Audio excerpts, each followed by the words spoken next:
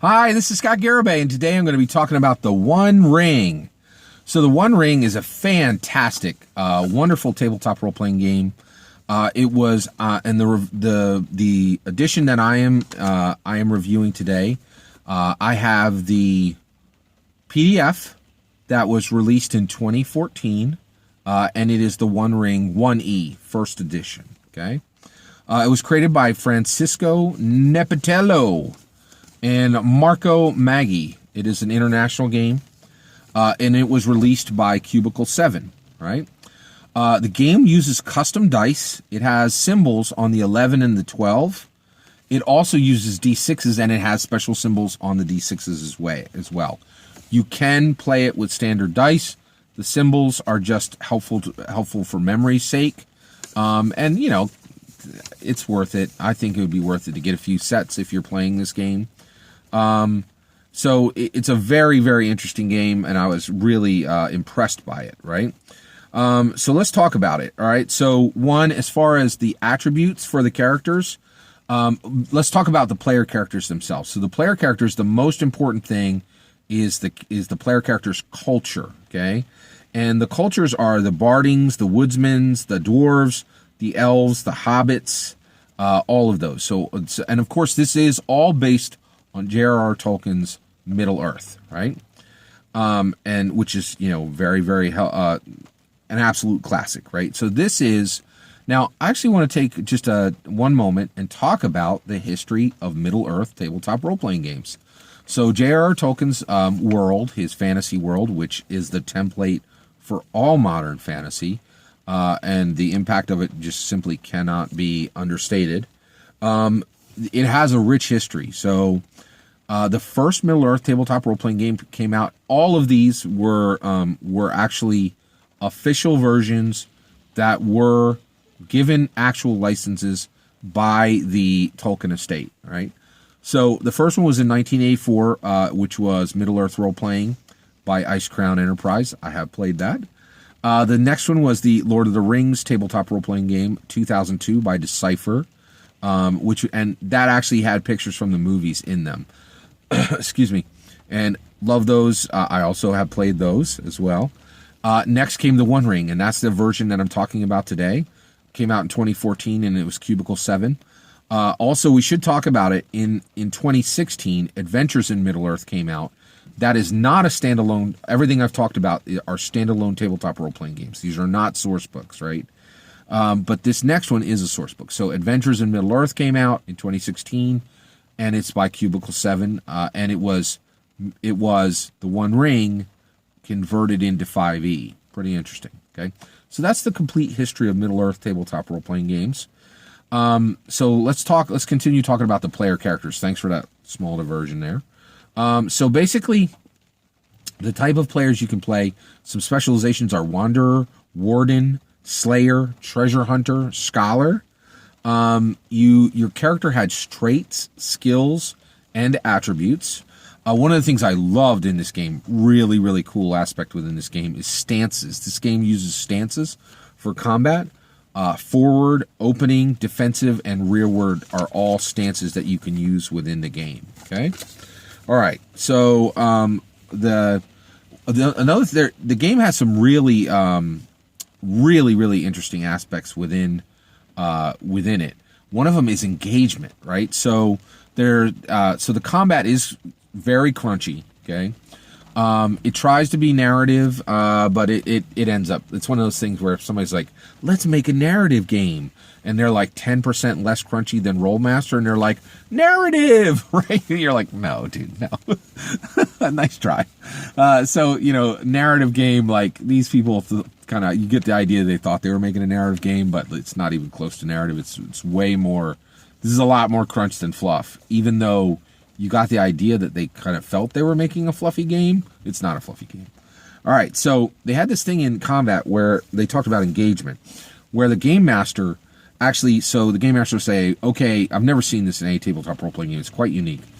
They'll say, okay, we have 4 player characters, and then I have 6 orcs, and I have 2 more orcs on wargs, and then we have 8 wargs just coming in, right? So he would do engagement. He would actually apply. So the game master actually, the game master in this game is called the lore master. Okay, pretty interesting. Even though that's actually a class within 5e, or actually, yeah, it's a class in Dungeons and Dragons. So, and then he would apply these enemies one at a time, and then there's like mechanics for how the leftover enemies are actually applied to the characters. So there's this thing in engagement. It's unique to this game. It's a really interesting aspect of the combat itself. So there's one thing I loved about this game. One, I absolutely love this game. It is beautiful. We're going to talk about the art and layout. I don't want to divert myself. This is a really wonderful game. I am so happy to have this game in my collection. It's really a beautiful, wonderful game.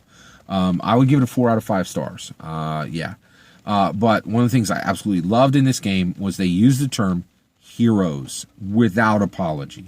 They're like, hey, your player characters are hero. Done. End of discussion, right?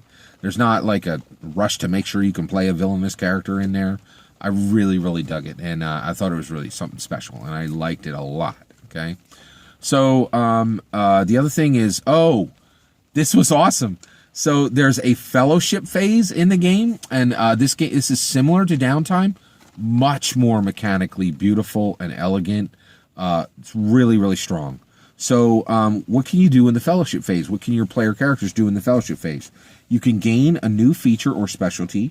You can heal corruption. That's another thing. So, of course, like, you remember in Lord of the Rings, the movies, by the way, I've read the books, but when I read the books, I started reading the books when I was 9, and I finished when I was 13. So it was like 1979 to 1983, so it's literally been decades since I read them. Very much enjoyed the movies, right? So if you remember the Palantir, like the black ball that Sauron had, and then also, of course, the ring, right? These are magical devices that cause corruption. Well, the game has mechanics to fight corruption, right? And so one of the things you can do in your fellowship phase is you can heal corruption. And this would be between adventures generally. You can raise a standard. You can raise your standard of living, right? They have a really nice way that they deal with. It's not just you got some gold points. You actually have a standard of living, which is, I think, a better way to handle it. It's a little more elegant.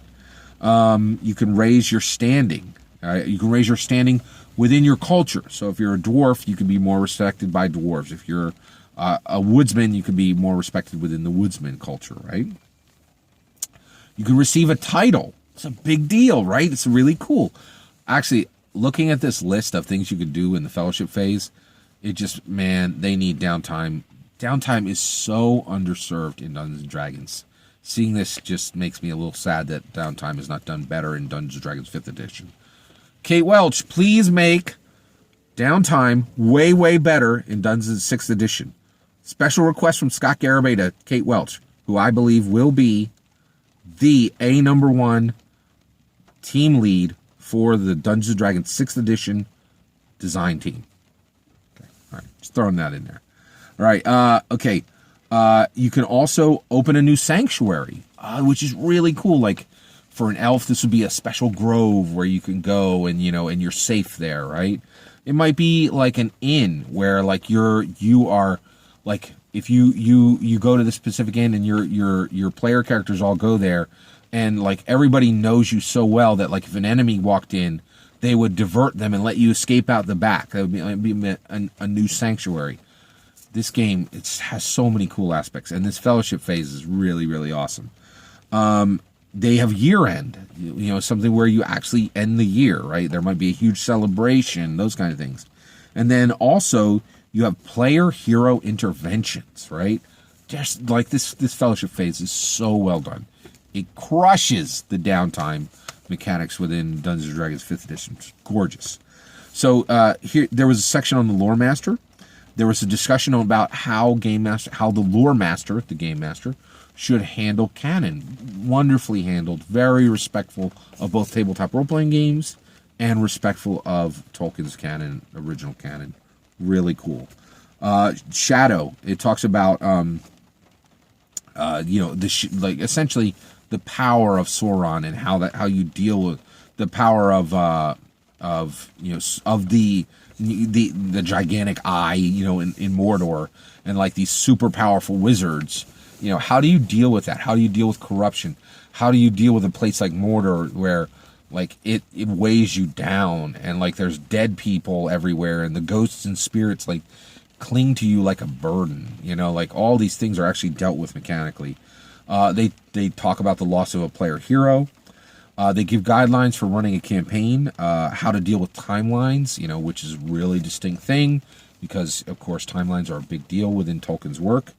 And then also it goes location by location, talking about them from the perspective of the cultures, the woodsmen, the elves, the dwarves, the hobbits, all of it. It's just beautifully, beautifully done. There's an entire adventure in there called Marsh Bell, which is great. That's really nice to have an adventure right in the core rulebook. I think that's pretty cool. Gives an idea of what an adventure looks like. Gives a little more value to the book. Beautiful. Really, really well done. I want to talk about this game's index. Now, I see that, I know, like, I want to talk about a game's index.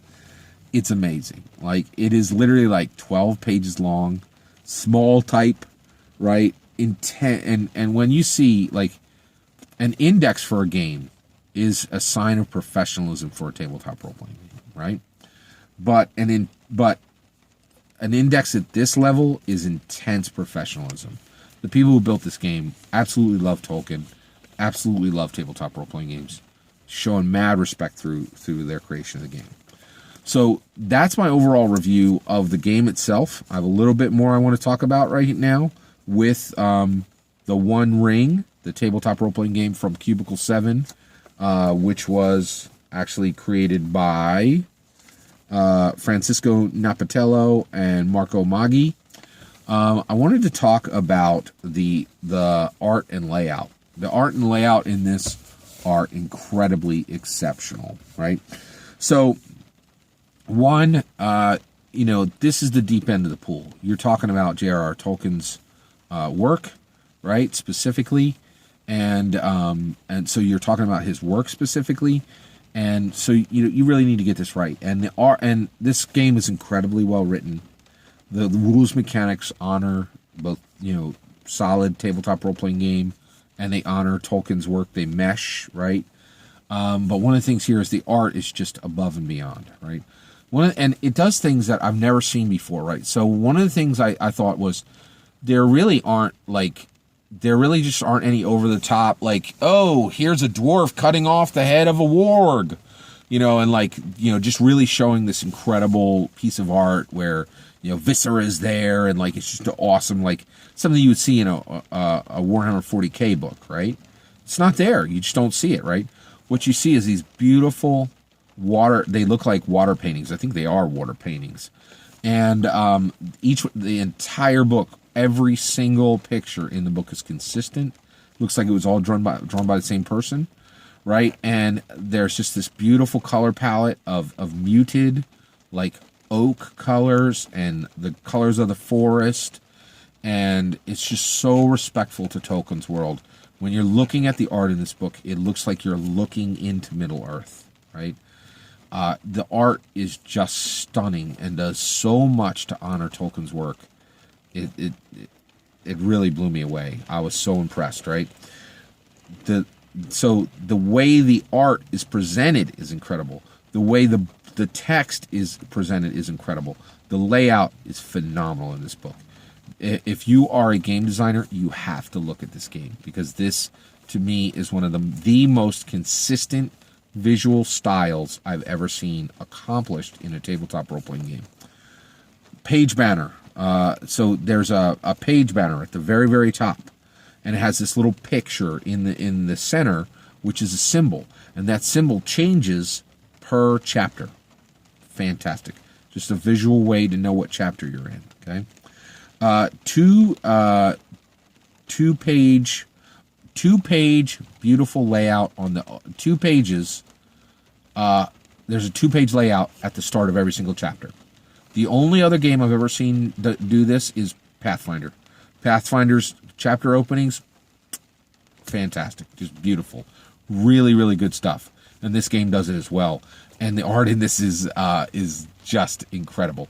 I want to say it's better than Pathfinder, but that's not one place where Pathfinder fell down, man. I'm a huge Wayne Reynolds fan, and Pathfinder crushed it on art. Always crushed it on art. I love Pathfinder's art.